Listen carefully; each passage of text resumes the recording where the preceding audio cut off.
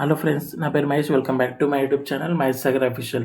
ఈరోజు మనం మాట్లాడుకోబోయే కేసు వచ్చేసి Shayara Bano versus Union of India 2017 case. ఇది ఒక ల్యాండ్ మార్క్ జడ్జిమెంట్ సుప్రీంకోర్టుది.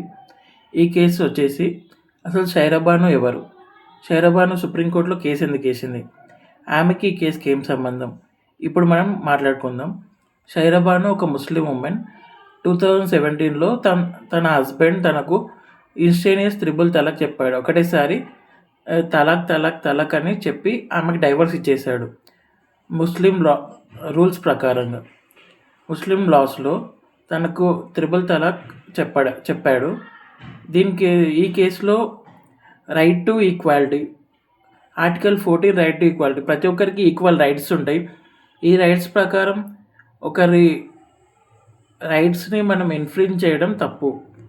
దాంతోపాటు ఇక్కడ protection of rights on marriage act 2019, ఈ యాక్ట్ ప్రకారంగా ప్రతి ఒక్క ఉమెన్ తన మ్యారేజ్లో ఈక్వల్ రైట్స్ ఉంటాయి.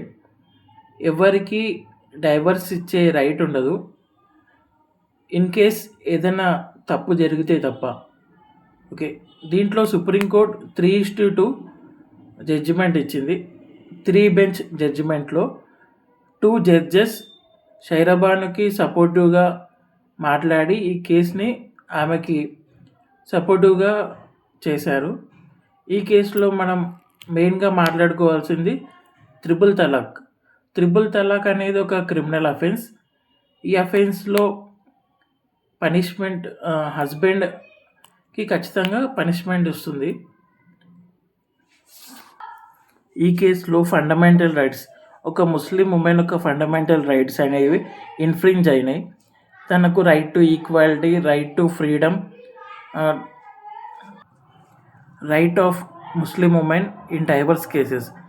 ఒక డైవర్స్ కేసు జరిగినప్పుడు ఆమెకి ఏమేమి రైట్స్ ఉంటాయి ఈ కేసులో డిస్కస్ చేయడం జరిగింది. Thank you.